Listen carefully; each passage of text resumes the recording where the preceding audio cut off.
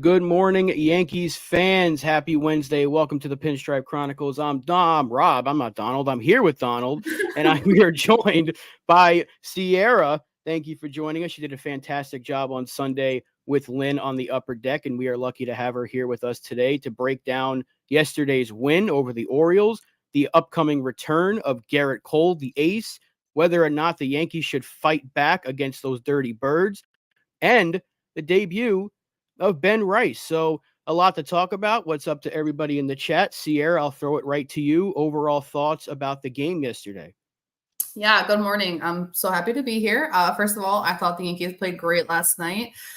Ben Rice, he did what he was supposed to do in his debut. He looked great at first base. He looked very natural. He was a catcher not that long ago, just learned how to be a first baseman. So the fact that he was making the stretches and making those plays, I'm happy with it. When he got his first big league hit, the kid never stopped smiling. First base coach kind of upset me a little bit for ignoring him. Ben Rice needed his attention and he wasn't getting it. A little mad about the Orioles throwing at Judge and Gleyber. Gleyber's now been hitting the glove hand twice this season, so that's a little frustrating. You could tell Judge was really annoyed as well, and Judge doesn't really usually show those type of emotions, so that was interesting. But overall, good game.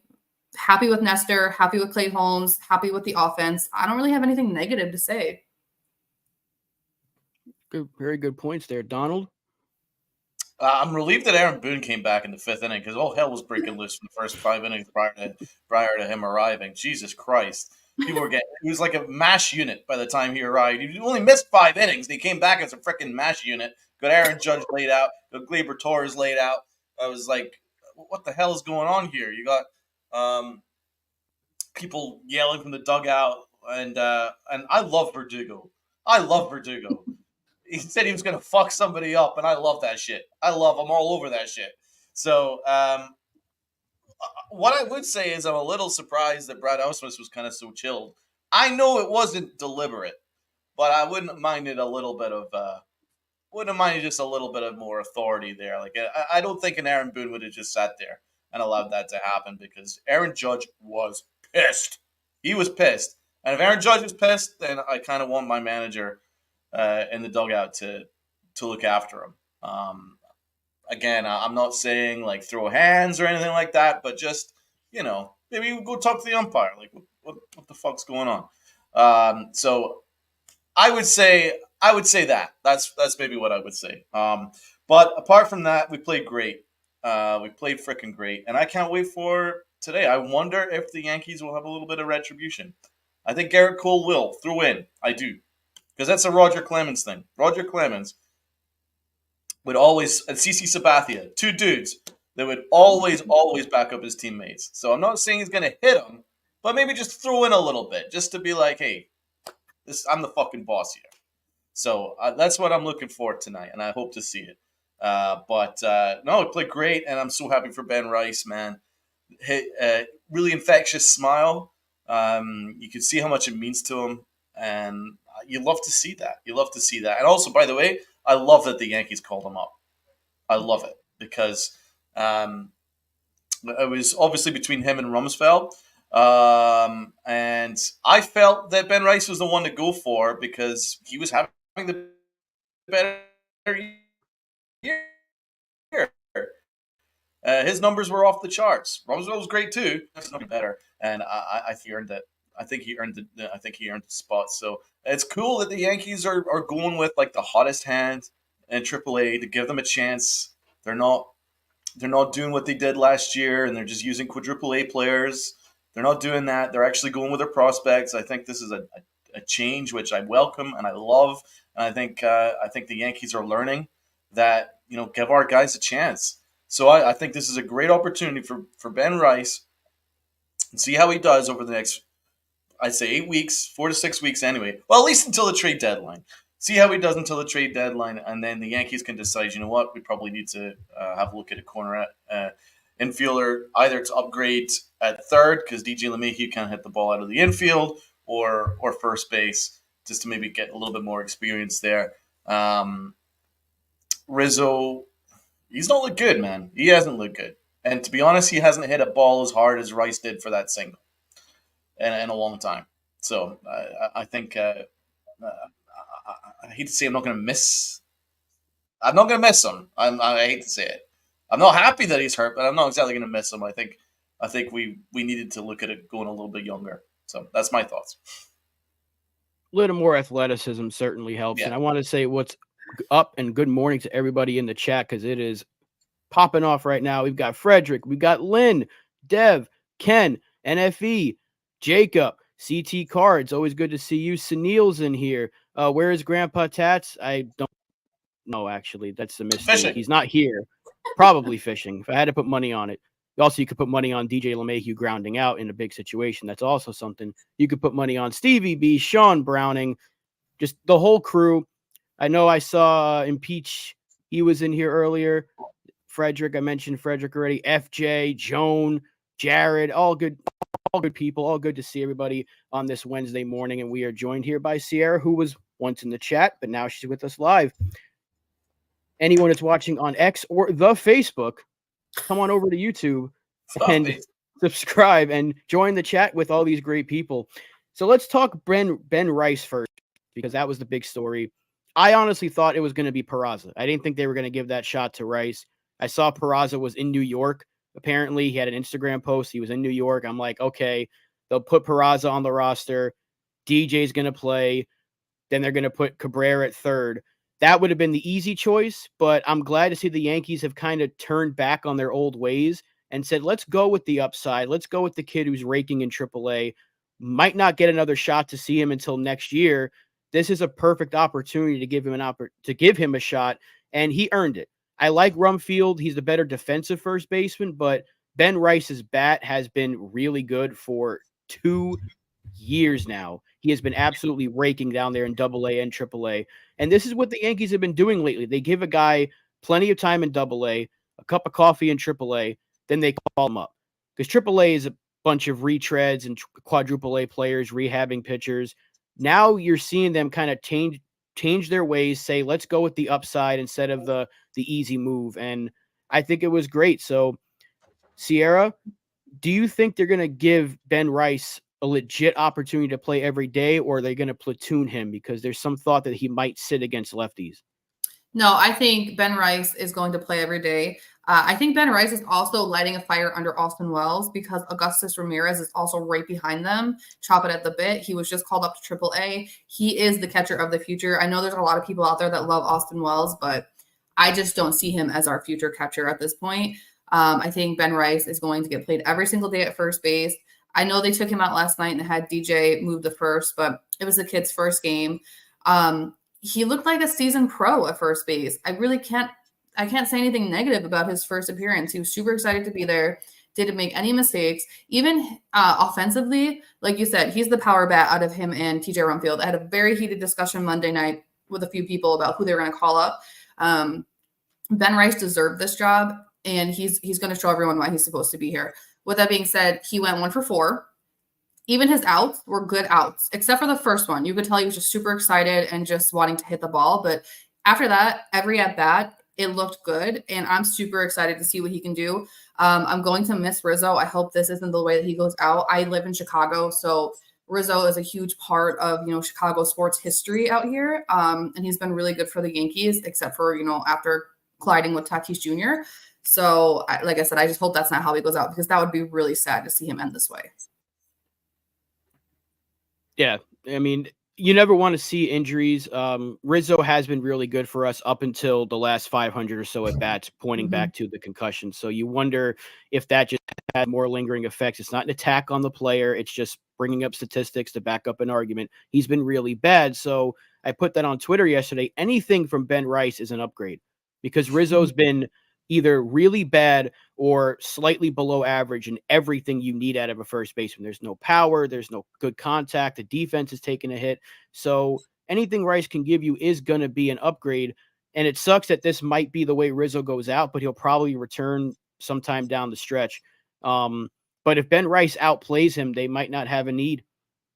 Ben Rice is right now, he's auditioning for the future at first base because it's something that NFE brought up earlier in the chat. Hal said he wants to give the young guys an opportunity more. And we know they're going to be spending less next year. It's going to be Soto and maybe a couple of other moves here and there, but nothing big.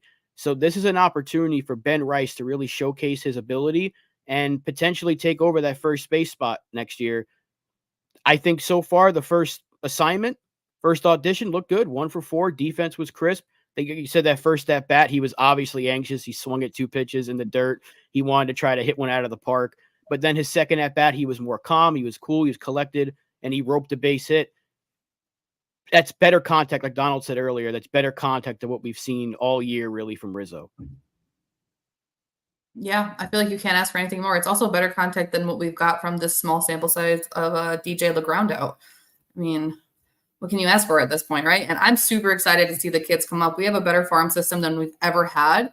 Happy Peraza's not coming up, though. He is a quadruple A player. You guys think Gleyber Torres is a mental case? Peraza is a bigger mental case. If he was ready to come up, he would be pushing Torres out of his spot and taking that position. Like if I was Peraza, I'd be like, see you later, Torres. That's my spot now because you screwed up so many times, but he hasn't done that. So he's never going to be ready. That's a good point. Donald, do you think that Ben Rice will be a platoon player? Do you think he's going to play every day? And do you think this is his real shot to take over first base? Well, I believe it's a platoon situation right now. I think it's going to be sharing time between him and DJ at first, depending on whether it's a lefty or a righty. Then that will open up a spot for Oswaldo Cabrera to play. Again, I think it'll be a platoon situation for at least for the foreseeable, and then we'll see how Ben Rice adapts. Ben Rice is auditioning for a major league spot, whether it's catcher or first base next year. It's first base right now, but he can catch. So Austin Wells can't be too comfortable. He hasn't particularly impressed me. He's been actually better defensively than he has been offensively. But what's great is the Yankees are giving everybody an extended opportunity. They're all getting a shot, and I think it's great to see.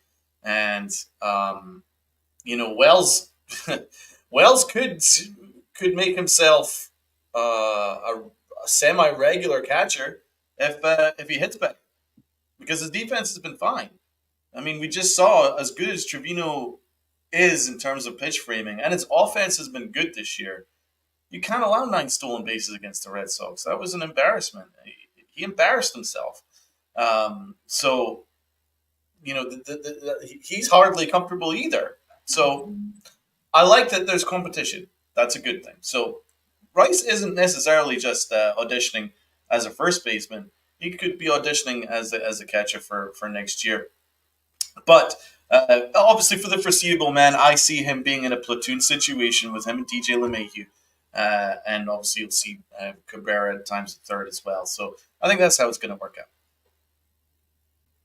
How much longer can we sit through DJ LeMahieu right now, though? Like, I asked this question, last week, how much longer can they put up with Rizzo's struggles? Well, now it's DJ that's doing pretty much the same thing. He's got 0 hard hits. Everything's a dribbler. I was watching that at bat yesterday, not this first ground out, the second one. There were 2 outs, and I was like, I don't even know why I'm watching this at bat, because he's going to ground out.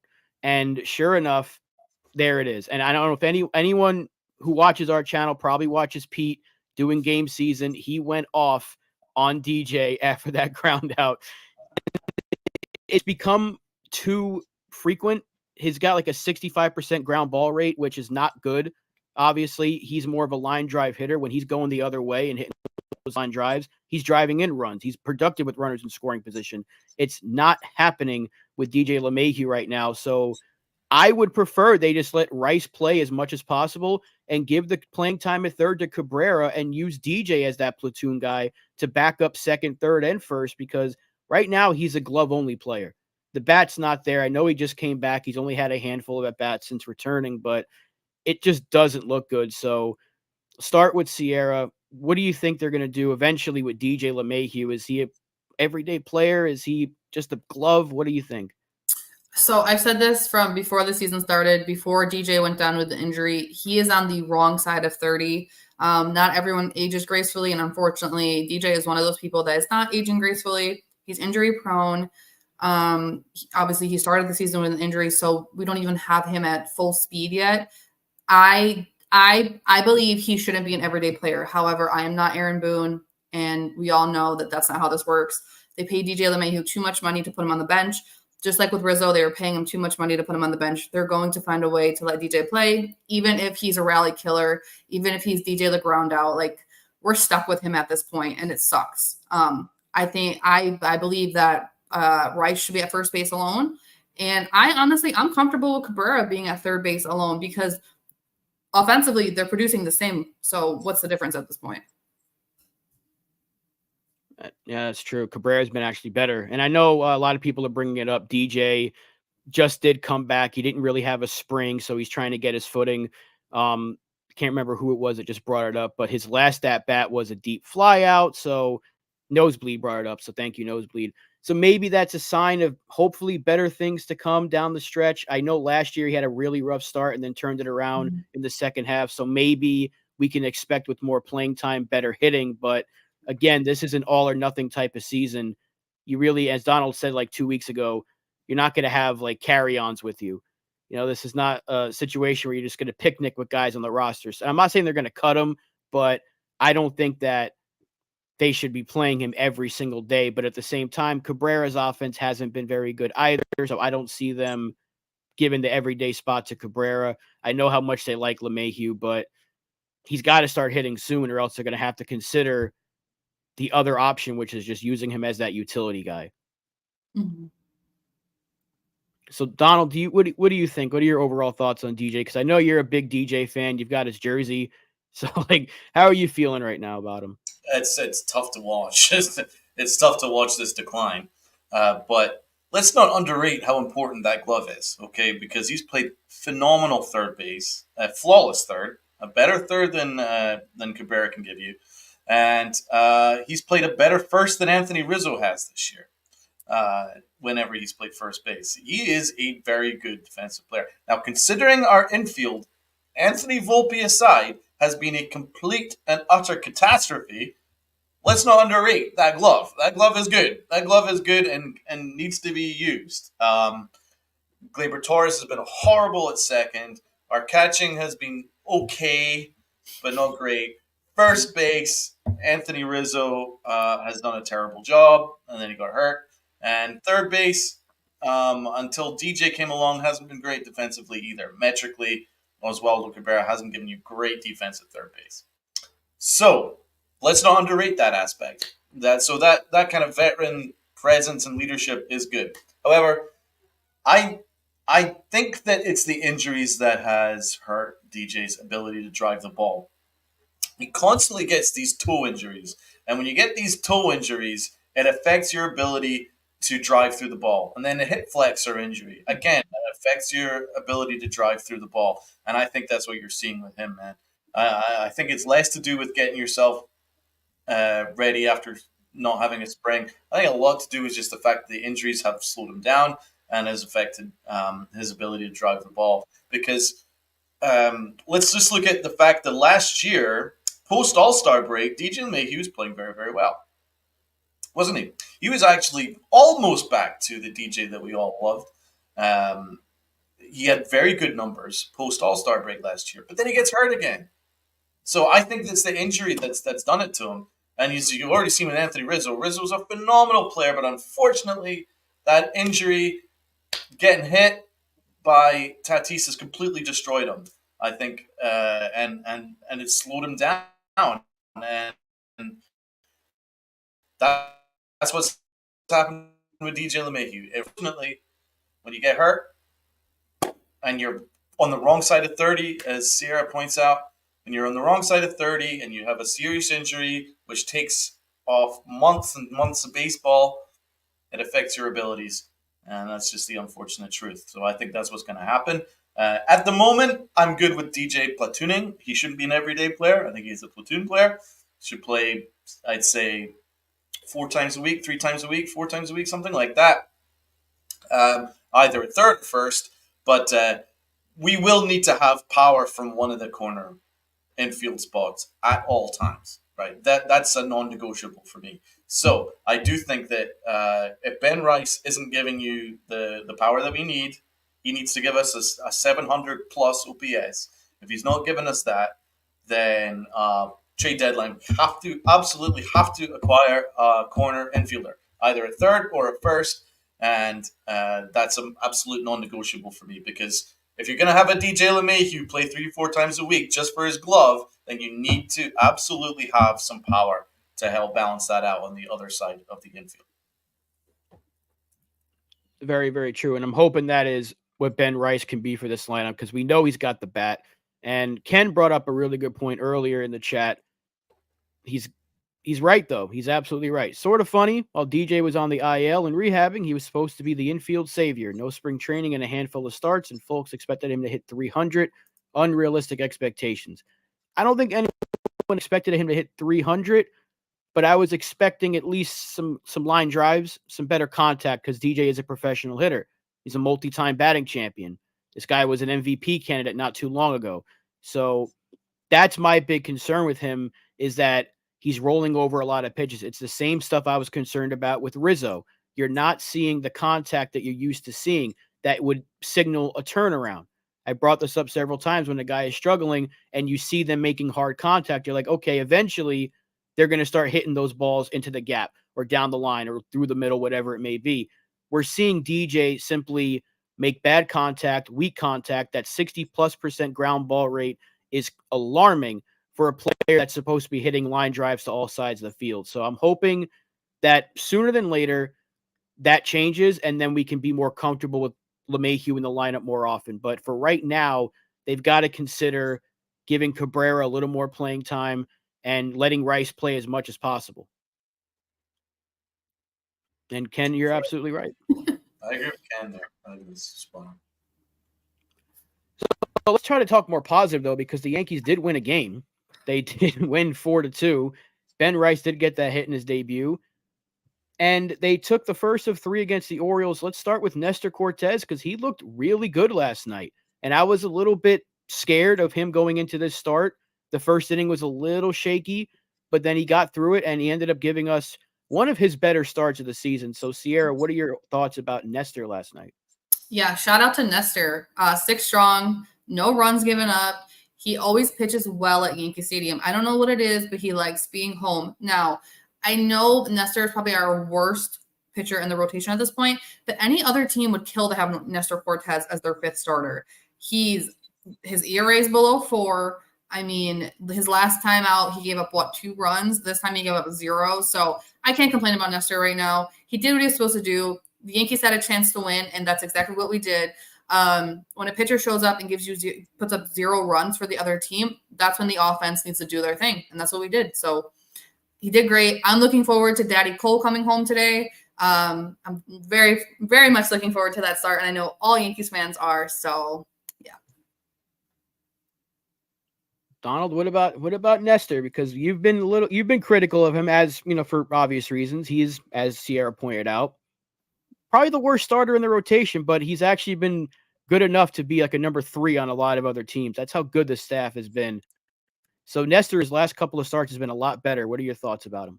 No, I'm happy for him, proud of him, because he was, he struggled, and then these last 2 starts has been excellent. As Sierra points out, you'd kill to have a 5th starter giving you an ERA still in the 3s. That's phenomenal. That's phenomenal for a 5th starter. So he's not got great stuff for the road, but for at home he does the job. So it's obviously, I don't know what it is either because it's still baseball. So I don't know what necessarily the difference is, and it's not like it's not like people target like right field on him or anything like that necessarily. It's just he's much better at home for whatever it is. But You know what he showed? He showed veteran leadership. I thought yesterday. I felt there was a veteran presence for him that was really, really much needed, especially after losing to the Red Sox over the series. He had that veteran stopper that came in and he did the job. He got the dub. That that shows veteran leadership. So I'll give him that. He doesn't have the greatest stuff in the world, but he showed that veteran presence on the mound, and he also threw in. Don't forget, he also threw in after all these hits that were coming in on our guys. He did kind of get them off the plate a little bit. So just to show them a little bit. So I like that too. I thought he did a great job, and he did it efficiently as well. The first two innings, it was a little bit problematic. He put some people on base, but he got out of it. And then after that, there was smooth sailing from him. So I can't say enough for him. I can't say enough for Sierra's surname, Cody Poteet. And I can't say enough for our entire rotation has done a great job. I mean, every single guy who's had more than one start for the Yankees has been great. Not just good, great. That says a lot about Matt Blake and the guys on our pitching staff. 1000%. And Joan brings up a good point. Poteet cleared the deck for Cole and stops the Nestor to the bullpen talk. It's almost convenient how this works out. We were talking about, well, who's Cole going to replace? And then Schmidt goes down. Well, now it's who's Cole going to replace? And now Poteet goes down. Breaks my heart. It sucks because Poteet was pitching really well. And I brought this up in NFE stream yesterday. I was surprised because he looked good. His last 3 starts since coming in for Schmidt, he's looked fine. He hasn't thrown a ton of innings, but he's kept us in each and every game. He dueled with Yamamoto for almost 5 innings, and he's been really good. And I was a bit surprised to see him go down with that injury, and I think it was a tricep. So I don't know how long the timetable is on him. It absolutely sucks because he was great, but it does answer the question of who does Cole replace. It was going to be Poteet anyway, but now you don't have to worry about him getting sent down. You just have to hope he's healthy for the stretch run. But yeah, Nestor Cortez did his job. And as CT brings up here, need to do it on the road. If he can start doing this more often on the road, not saying shutout innings, but if he can just be consistent like he was in Kansas City, then we have nothing to worry about. Nestor Cortez is the number 5 starter pitching to a below 4 ERA is more than you could ask for. So he's been great. He's been very, very good considering how bad he was a season ago with that injury. There was a lot of concern about what he would be, how his arm would hold up. He's probably been the most consistent starter in our rotation in terms of innings, which is saying something because I thought he was more of a 5-inning guy, and I would have been fine with that. But he's been giving us 7, 6, 8 innings at a time some of his starts. So he's been really good, and it's been really fun to watch. Now, as Norman says, payback time. Are we thinking, is Garrett Cole, his first start, he's back, the ace, the Cy Young, in a rotation that surprisingly hasn't missed him, but yet they've missed him. Garrett Cole, is he going to retaliate? What do you think? Are you ready? Yeah, baby, I'm ready. I can't wait to see Daddy Cole back. Garrett Cole is the best. There's nobody better than him. He's the number 1. He's the ace. Best pitcher in baseball. And he's going to shove. He's going to shove on that fucking mound. He owns that mound. And he will against the Dirty Birds. I really want to talk about the Dirty Birds yesterday as well. I don't like what they did with Aaron Judge. And neither did Aaron. So I think we should talk about that too. But I can't wait to see Garrett Cole on the mound. When we first heard that he was hurt, I was like, I can't believe it. We get Juan Soto. This team is ready. And then he gets hurt. I was just broken. But then, luckily, we get okay news. And he's just looked great in his rehab. He's been insanely good in his rehab. So I fully expect that he's not even going to miss a beat. I think he's going to pitch great tonight. I really do. I think he's going to give you 6 strong. Now, as long as it's like fairly decent pitch count, I think he can give you 6 strong. He'll definitely give you. It depends on how Aaron Boone wants to manage it. Maybe he just wants to give him 5. But I wouldn't be surprised if he gives you 6 strong. I can't wait. I cannot wait to see Daddy Cole back. And Lynn brings up, if you caught the shot of Cole's face last night, you know he will be wagging his finger at some hard inside pitches. I think if there's anybody that's going to retaliate in his first start back, it would be him. But at the same time, it is his first start back. And like FJ says, he hopes he throws inside, but not hit somebody. We can't afford any sort of suspensions or anything like that. And with the way umpires are nowadays, they're kind of itching to throw somebody out. They probably smell there's some fire going on here. They know the Yankees are probably mad. Anyone who watched the game saw Verdugo in that dugout. What he said yesterday, he's ready for a fight. The kettle is kind of burning a little bit, so we'll see if there's some fisticuffs going on. But Sierra, what do you think? Is Cole going to throw inside? Is he going to hit somebody? Okay, so I'm gonna give two different arguments. Okay, first of all, Yankees fans, our daddy is home. We're very excited. He's going to make a statement either way. I think, I don't know about innings, but I think Cole will go 80 to 85 pitches no matter what. He is a strikeout pitcher, so I'm very excited to see his stuff tonight. And because it is his first start back, I think he could get away with hitting somebody. They could chalk it up as it's his first start this year. He didn't mean it. But at the same time, I don't see Cole doing it. I see him maybe throwing inside because unlike the Orioles, he can throw inside without actually hitting somebody. But I am totally down for a Jose Ramirez versus Tim Anderson style fight today. The Yankees haven't had a good dugout brawl in years. I wanted it against Boston, but I will take it against the Dirty Birds if they want to play this way. I was so pissed off when they hit Aaron Judge. And then when they turned around and hit Glaber, I was even more mad because this is the one team that Glaber Torres hits so well against. So for them to hit him in his freaking hand, I was ready to burn Camden Yards to the ground last night, okay? Then I came back down to earth as a rational adult, and I was, the Yankees will handle it. If it was Marcus Stroman on the mound, though, I think we would have had a fight. Marcus Stroman would have started a fight. Nestor Cortez, he's just not that guy. I do think that if Aaron Boone was actually managing that game, I think there would have been something that would have happened. I think Boone would have been tossed. He would have been gone. Yeah, I think he would have come out and gone sub-toss. I agree with that. Let's say hello to some people in the chat that we haven't said hello to yet. We've got some new people, which is awesome to see. Razil the Great, salute to you. It's great to see you join the chat. Thank you so much. We've got Grace Monroe that says, yes, Daddy Cole is back. Hey, everyone. Hi, Sierra. It's very, very cool to have all these nice new people joining us in the mornings. We got CT Card. Salute to you, FJ, as well. We got Lynn. Love you, Lynn. Nosebleed. We got the Cold Italian Pizza, the greatest name on YouTube. We've got Sean Browning. We've got Ken. And we've got the Strike Zone. Got FJ. We got everybody, and got Sunil in there. Lou, salute to you. Got Jared Williams in there joining us in the chat earlier. Dev Finch Loyal always joins us. Thank you very much, Dev. Stevie B, we love Stevie B. Jonathan, CT Cards asked how the Foo Fighters were. Foo Fighters were amazing. What else we got? We got lots of new people in the chat. So do want to say everyone that's joined us this morning that has hit us up in the chat. So thank you so much to all that have done so. It's great to see new faces in the morning.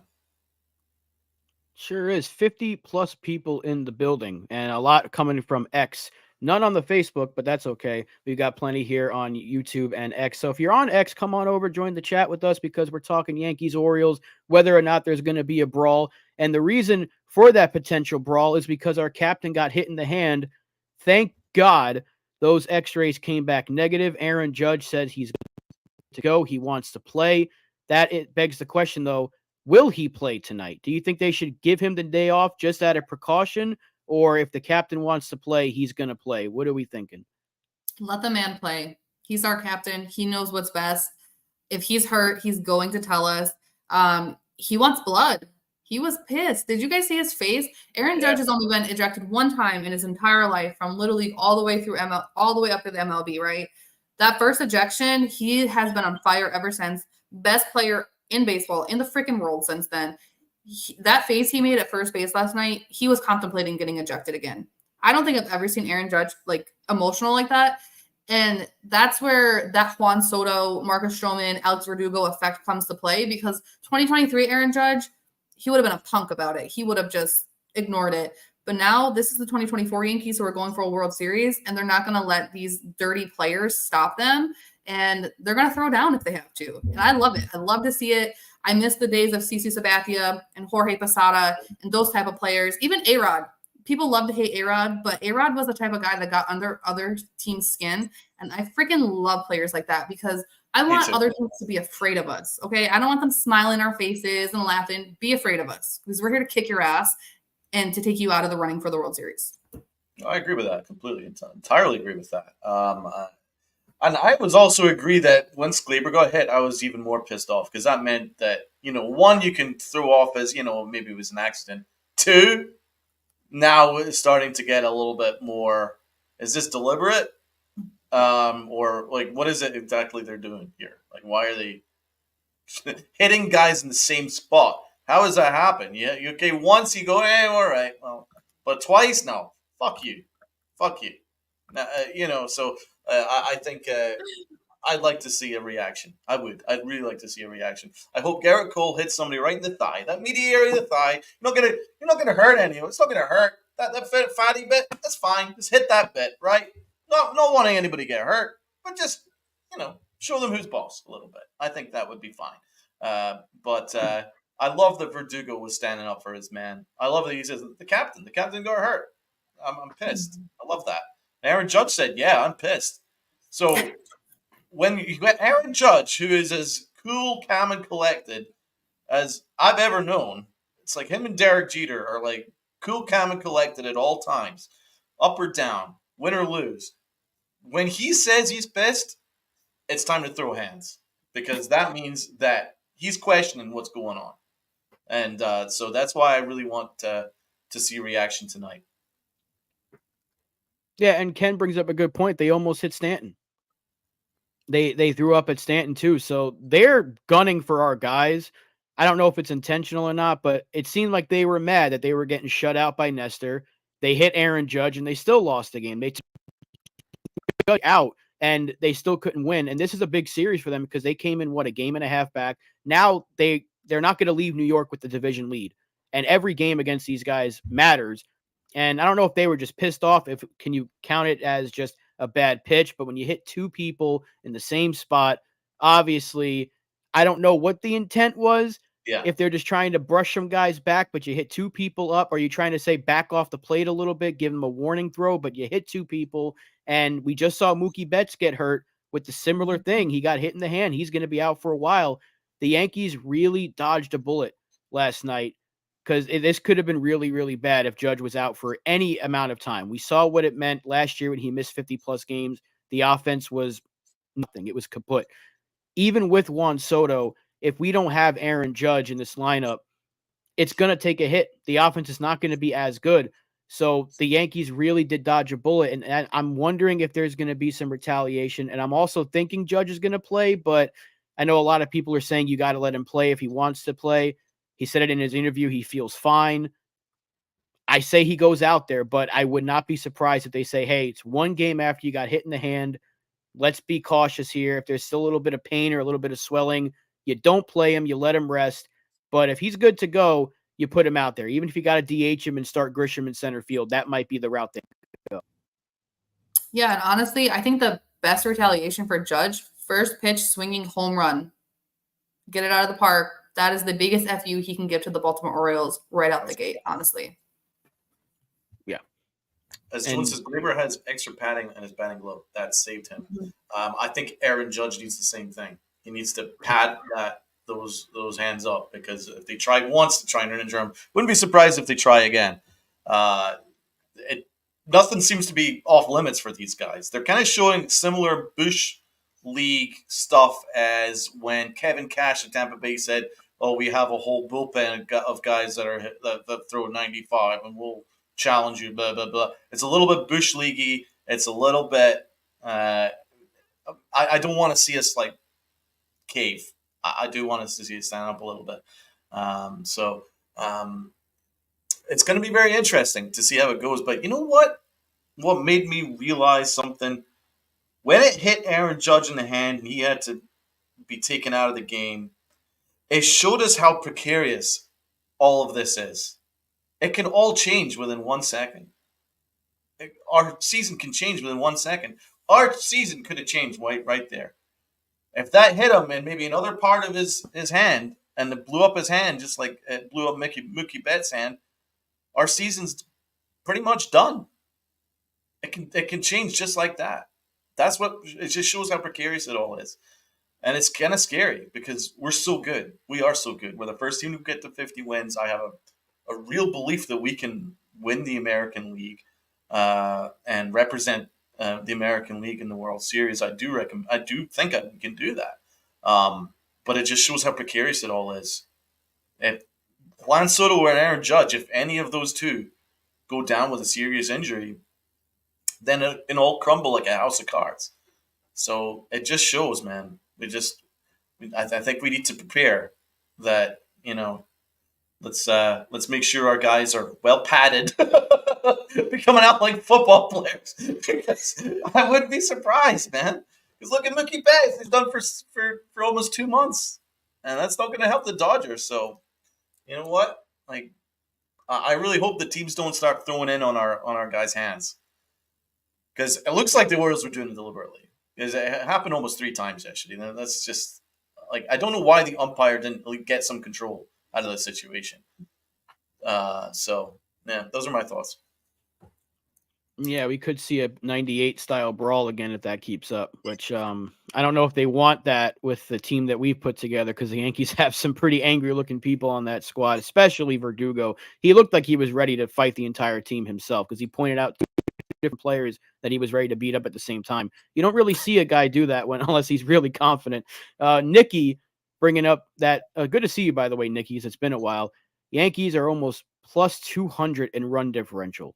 Amazing. That just goes to show you that they can't afford to lose Aaron Judge. Just like when we saw 3 games without Juan Soto, if not for a Trent Grisham home run late in that game, we probably get swept. So that's how much Soto means to this team, and Aaron Judge absolutely has to be here, because that duo is the best duo we have seen it's best I've seen in my lifetime on the Yankees. And it might be the best that we've ever seen when it's all said and done. They've got to make sure they keep this duo around. So yeah, losing Aaron Judge for any amount of time would absolutely suck, because it would kill the momentum. This was huge. Losing those 2 games, what's up, Maza? Losing those 2 games in Boston and bouncing back to win the first game of this series. A lot of people thought that was going to be a downward spiral. Oh, the teams have the blueprint now. How do you beat the Yankees? Just run wild. The Orioles didn't do that yesterday. They couldn't do it.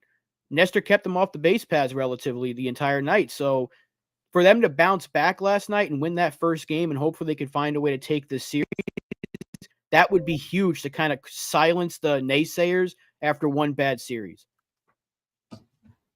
Yeah, I mean, not only did Nestor keep them off the base paths, but Wells and Torres almost broke Adley Rutschman's nose. And I mean, that goes back to them throwing in at us. If they would have only thrown at Glaber, it would have made sense, or even Austin Wells. But the fact that they were throwing up and in at multiple players, something's got to give. But yeah, Nestor kept him off the base paths. Kudos to him. It was really nice to see the Yankees bounce back last night, because that Boston series, it hurt. I haven't been this upset about a loss in a long time, but that Boston series, like, I was mad. And I'm sure a lot of Yankees fans feel the same way. And Sean poking fun at Neil there. I love it. Just asked Neil about Garrigan Ruth. He was probably around for it. And so was Uncle Tats. Donald, how important is it that we take this series, especially we watched the game live with a lot of people in the chat. We were miserable for 9 innings. It got to a point we were cheering for the Red Sox to set the record and get that 10th stolen base. That's what we were looking forward to in that game.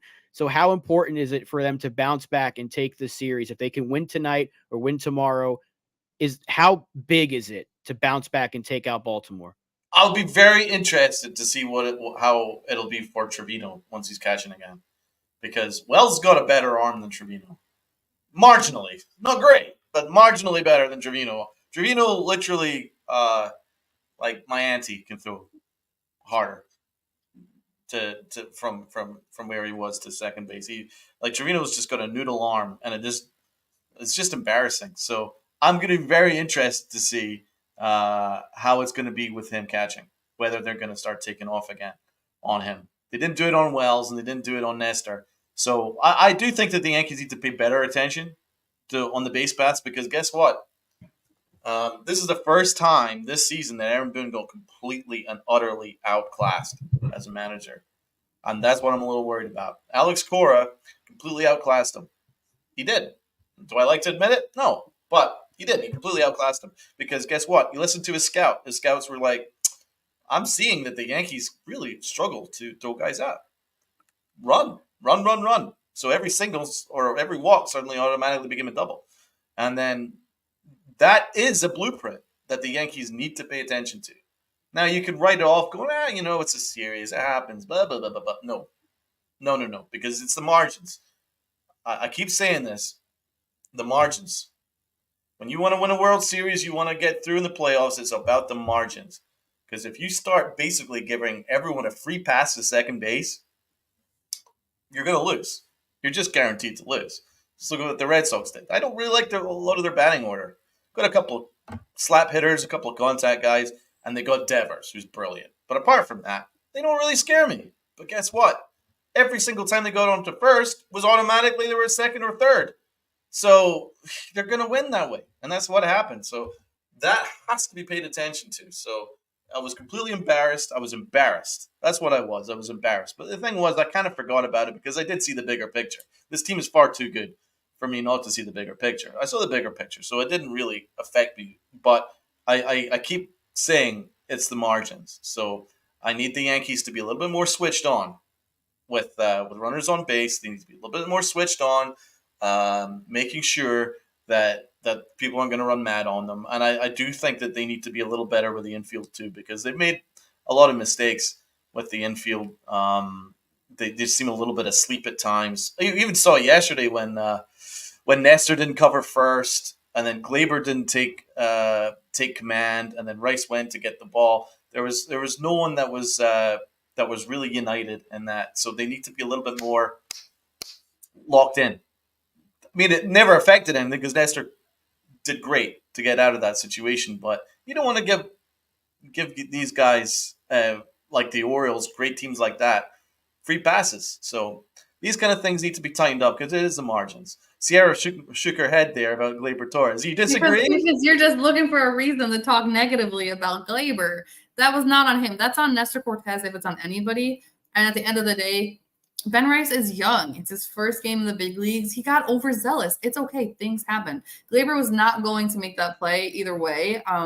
Nestor Cortez should have covered first base. That's all. Speaking of brawls, we could have one right here. Mazza says the Yankees need an upgrade at catcher. I don't think so. I think if anything, they'll look for Agustin Ramirez, who was brought up earlier, that he was called up to AAA with the Rice promotion. I'm excited for him. He's got an arm. And I just wanted to say, we didn't have these arm issues when Gary Sanchez was back there. No. A lot of people were very critical of Gary Sanchez, but he didn't allow these kind of things. He would throw you out. You didn't want to run on Gary. Now, hopefully, because if you listened to Brandon Hyde yesterday, I forgot what show he was on, but they were asking him, he might have been on with Heyman and Sherman, do they expect the Orioles to start running wild like the Red Sox? And he said, you got to look at the way that Stroman was pitching. He's got a slower delivery to take advantage of that. I'm very concerned about Stroman because his velocity is down. So his slow delivery combined with slower pitches, Trevino doesn't have a great arm. That kind of was just this combustible element that led to 9 stolen bases. Again, you can never give up 9 stolen bases in the game. That's inexcusable. But Brandon Hyde was kind of looking back and being like, I don't think that's going to happen again. So it's not like, hey, they did it. Everybody can do it. Especially if Cole's pitching, the guy's throwing 97, or if Heel's pitching, he's throwing triple digits. You're not going to be able to run wild on a guy throwing that fast, even if the catcher doesn't have the greatest arm or pop time. So they might not give up 9 ever again, but doesn't excuse the fact that it happened. I don't think they're going to go get another catcher. Mm-mm. And honestly, Chevy is a platinum glove. Like, he's not bad defensively. He might not throw every runner out, but he's the guy that you want framing for your pitchers. He's the guy that's going to block the plate. he's a better defensive catcher than Austin Wells, in my opinion, and he's proven that over the years. And he's not going anywhere anytime soon. So we got another voice to the debate here, whether it was Gleyber or Nestor, and NFE. Listen. You guys can hate Gleyber. I don't care. That's your thing. All right, my man. It's on Gleyber and Nestor. Gleyber should have made an attempt to field it and not let Ben Rice take control. And Nestor absolutely should have covered it. Gleyber needs to wake up a little bit. I'm completely on Mazza here. That's exactly it, because I was watching the TBS. Gleyber made I was watching the TBS telecast, and the announcer said the same thing. They were like, I don't care what the announcer said. I'm just saying it. It's not just myself. Did you see the play that Gleyber made after they hit him in the hand? He was pissed.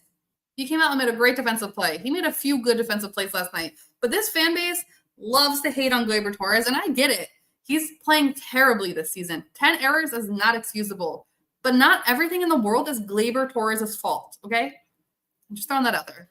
But at times, his focus isn't there. But that wasn't one of those times. I think it was. He's a little bit of a space cadet, and I don't really want Ben Rice to be put in that spot as a guy who's not used to playing first base. You kind of want Gleyber just to take that command a little bit, take the pressure off him. But Nestor could have made sure that none of that was an issue if he covered first base. That's what should have happened. So it was on Nestor as well. He was a little bit of asleep as well. So you kind of want to help your rookie first baseman out. That's all my argument is. If you've got two experienced guys there, Gleyber Torres and Nestor Cortes, very experienced guys, you want to take the pressure off your rookie first baseman. I know that they're probably used to having Anthony Rizzo there, like a Gold Glove caliber first baseman, to take control, but they didn't. So again, you probably want Gleyber to take that little pressure off him. But it didn't affect anything, and you're right. Gleyber made some nice plays. He did.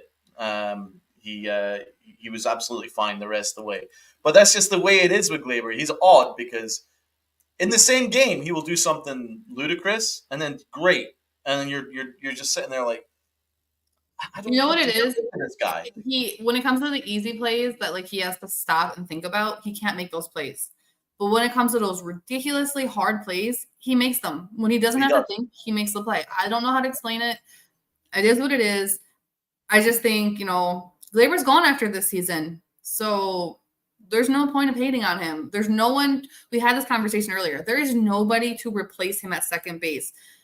Oswald Peraza is an even bigger mental case than Gleyber Torres. And Jorge Vivas isn't ready. We have no one in the system to replace him. And Jahmai Jones, as great as he is on the bench, he's not an everyday player. So you can't even have him replace Torres. So unless they're going to go out and trade Torres at the trade deadline, which they're not going to do, you're stuck with him for the rest of the season. And I'm a firm believer that we should root for our guys while we have them. Be critical, go for it. But when they do something good, give them the credit where credit is due. But I'll leave it at that. Well, as we have fairness, Damien agrees with you there, Sierra. Thank you, Damien. There's a lot of back and what's forth your in the opinion chat on this one. What do you think? He's pleading the fifth. Yeah. Well, no. I really like Nikki's comment from earlier. He said that that Sierra's gonna take Tats out of a job here. I think that's hilarious.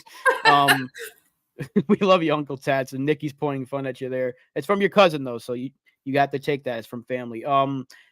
You can put it on both. I think more so on Nestor because a lot of times we kill the pitcher for not going to first. And Mazza brought it up too. Rice was like halfway between the bases to field that ball. The pitcher's got to cover. Mm-hmm. Could Gleyber put in a little more effort? Sure. But if you're going to point who's more at fault there, I think probably Nestor. But this does happen very often. Every time there's one chest. Nestor. There's one player that is going to be going to blame for everything. It's Gleyber. Anytime Gleyber does anything that doesn't look like he's rushing or hustling or sprinting, they're going to be like, there goes that head case again. But you're absolutely right. Both of you are right. Gleyber does this far too often. NFE brought it up in the chat earlier. His issue is when he has these kind of issues, it didn't cost us yesterday, but plenty of times where a play like that has cost us just this year alone. But you're also right that there is nobody to replace him right now. Not No, DJ, maybe DJ. That's about it. But that would include putting Cabrera at third, and I don't really think that's going to work too well. I trust Glaber's bat right now more than I trust DJ's. Mhm. We just need Gleyber to be a little more consistent like he was 2 years ago. 2 years ago, they were few better than him in both aspects of the game at his position. He was legitimately a top second baseman in the entire sport. I don't know what's gone on, because usually a player in a contract year, they will be fantastic and they'll have their best season and they'll go into free agency and get a good contract. Gleyber is costing himself money right now. He's going to get signed somewhere. I don't know if they give him a qualifying offer at this point because he might take it to ensure himself a $20 million contract for one more year.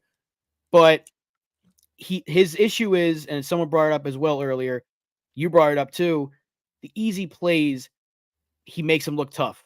The tough plays, he makes him look easy.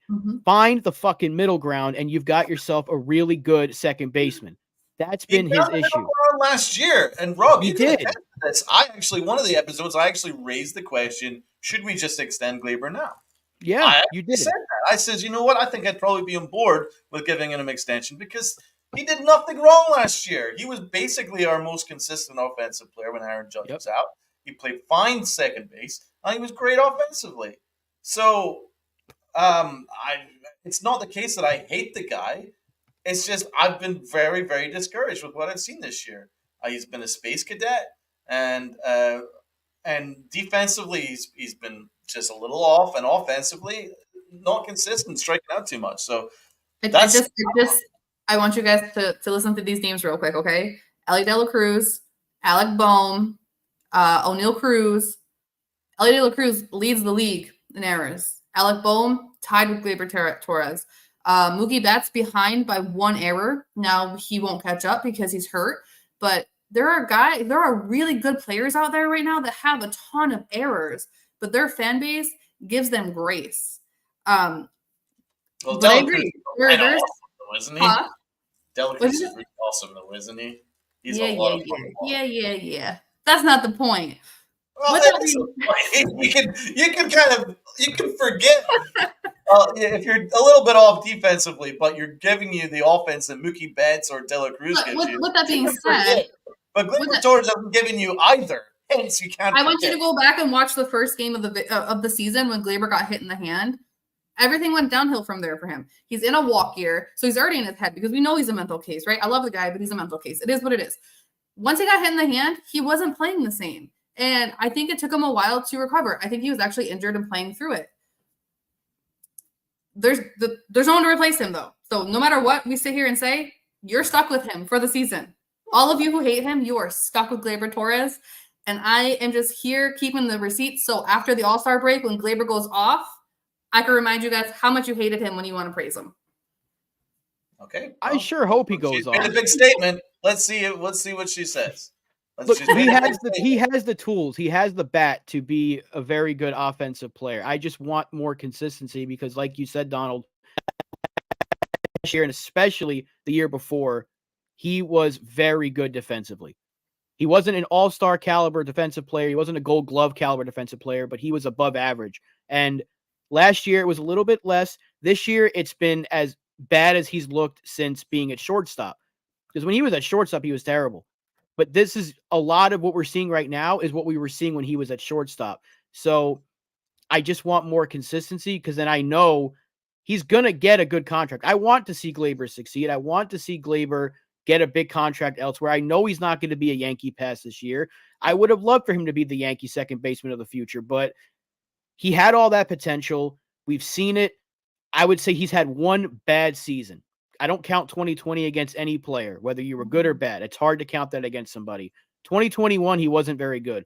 But after that, he moved back to second base, and he's been just as good offensively as he was in his rookie year. The juice ball year, he was fantastic. But he's been a consistent hitter. We haven't seen that yet. He's still got a whole second half to change that around. I hope he does.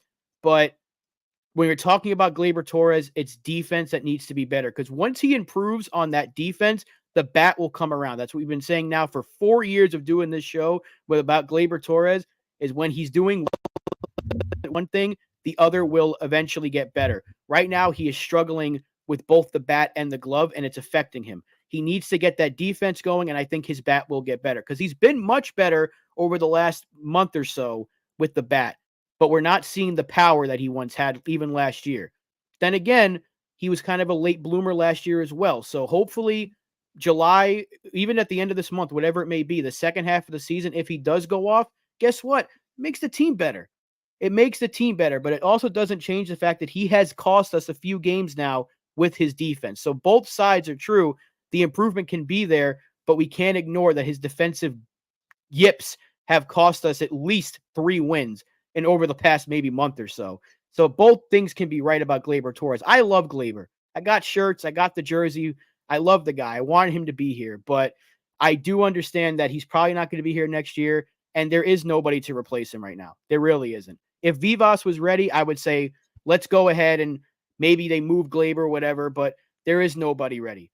So it's Gleyber or bust right now at second base. We do trust Rob, the voice of reason. Before we finish off, let's touch on the bullpen. We've got some injuries, and Clay Holmes didn't exactly pitch well yesterday. What are your thoughts? The bullpen is probably where we need the most help, honestly. Lefty relievers is what we need. Also, Tommy Kahnle is freaking killing me. Like, what are we doing, guy? We start every season injured, and then we show up and just give up grand slams. Like, come on now, get it together.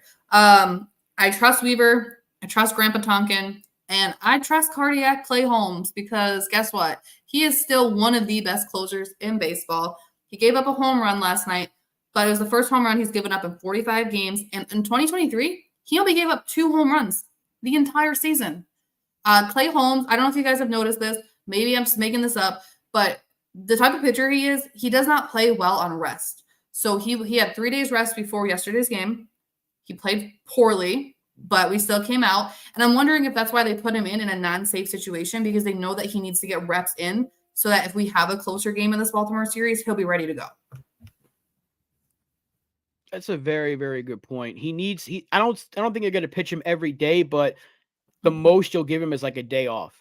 Because you're right. That happened before. I think his first blown save might have been after a couple of days off, but that's been him because he's kind of hitting that wall that we talk about, right? Because lately his ERA, I think, is a little bit bloated. It's a little bit above. Yes, and over the last maybe like few weeks or so, it's above 5. So he has kind of hit that wall that he hits every single season. But there are a few closers that have been better than him this year. So you kind of have to take the good and the bad. I said it all off season. There was nobody out there that was going to be an upgrade that wasn't going to cost you $19 million, and that was Josh Hader, who hasn't been great for Houston. So you kind of have to take what you get from Clay Holmes. From the other guys in the bullpen, I knew something was up with Hamilton because he looked terrible. He just looked flat out bad after being lights out the first 2 weeks. I'm hoping that it's nothing lingering long term, but I don't know how long he's going to be out. Tonkin has been probably the best story on this team because there's no reason this substitute teacher should be pitching this well, but he is. I don't know what it is. He's been fantastic. Weaver's been great. $2 million for that kind of production is an absolute steal. We need strikeout pitchers, though. It's something Donald talked about all off season. We miss stuff. I don't know if that's Tanner Scott or if they pull off a trade for somebody that we're not expecting, like an Andrew Nardi would be great. Get a strikeout pitcher. Need it. They need a couple. I would like to see Yoendrys Gomez get called up because he's got that swing and miss ability. If Clayton Beater was healthy, I would think he'd be a part of this bullpen, but they have to get at least 1 or maybe even 2 arms that can get you strikeouts because they need it. We saw it happen against Boston. Too many ground ball pitchers. Eventually, you can figure out how to beat that bullpen. The bullpen's still good, but it does need upgrades, and they definitely need swing and miss stuff. That is something Donald has been consistent with all year long, going back to the offseason, and he's 1,000% right. They need swing and miss stuff out of this bullpen, and it will be very, very good. They absolutely have to acquire a strikeout pitcher.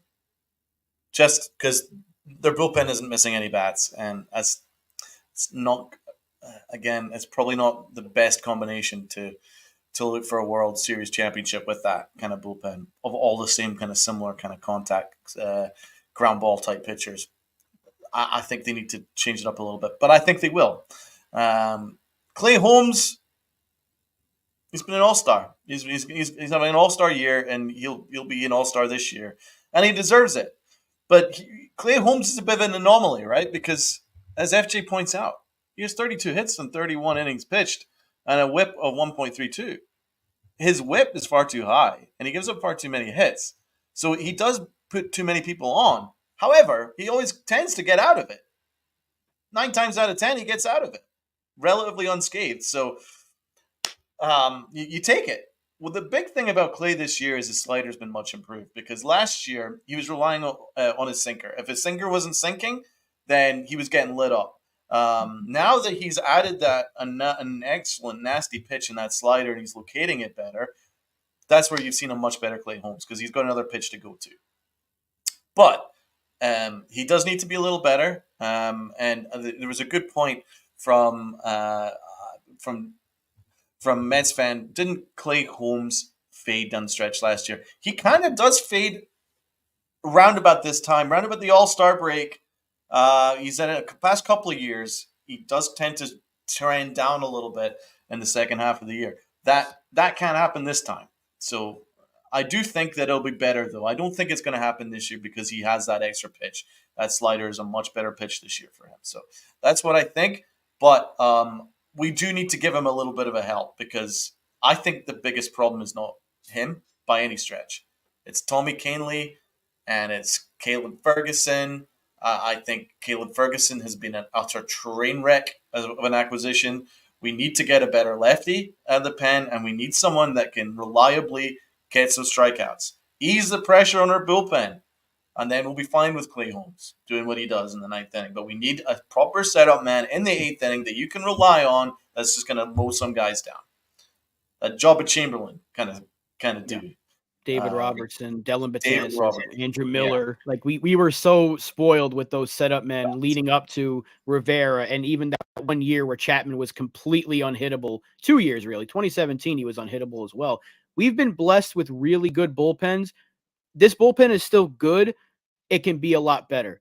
And they have some guys coming back. Scott Efros, but he's not a strikeout pitcher. Brubaker might be. He might be able to. Dane brought it up. He's been hearing. What about Clayton Beater, bro? He's still hurt, and no one knows when he's coming back.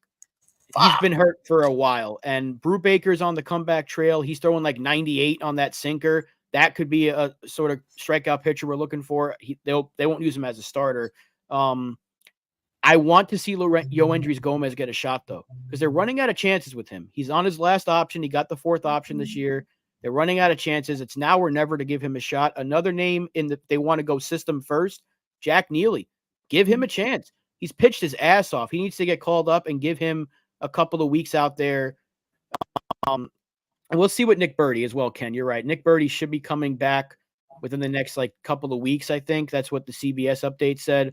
Hopefully that is the case because he's got 98-mile-an-hour stuff. He's a strikeout pitcher. We need it. Wherever it comes from, whether it's a call-up or a returning player or a trade, they need it. They desperately need it because that's the one thing holding this bullpen back from being really good is having that sure thing in the back end that's going to get the strikeouts. That cost us against Boston, cost us against the Dodgers, and if they upgrade that, this team is pretty much flawless. There's very few things to pick apart about this team because it is very good. First place team, best record in baseball, and we know what the upgrades are. And that's the good thing is Brian Cashman knows that too. And that's where he excels is the bullpen. If there's one thing I need Brian Cashman targeting, and I want him to target every deadline, it's the bullpen. Last year, he made one move. I didn't agree with getting an arm, but Middleton was fantastic for us. So if there's a guy out there that we are not expecting, I'm trusting Cashman to go get him and Matt Blake to be like, oh, you've got a 5 ERA and you throw a sinker, huh? I can fix that. Like the dude from Holes. That's what we need. Go get it. Go get a 5+ ERA pitcher and watch him be a shutdown arm for us. I almost don't want them to get the sure thing, but if they got Tanner Scott, I'd be thrilled. And as for Mason Miller, a lot of people are bringing him up. I don't think they target an ace pitcher, and Crochet's been doing so good as a starter. I don't think a team picks him up and puts him back in the bullpen, Mazza, because he was a guy I wanted in the offseason. I said, go get Cease and Crochet, and I was willing to give up a Spencer Jones for that because I wanted Dylan Cease badly, and I wanted Crochet badly. And Crochet's been great as a starter, so I think anyone that picks him up is going to use him in the rotation. Yeah, I wanted Dylan Cease. I was singing it from the rooftops. I live in Chicago, so I've seen Dylan Cease pitch up close and personal plenty of times. He's a very good starting pitcher, regardless of what people are saying on the internet. And I was definitely willing to give up Spencer Jones for him.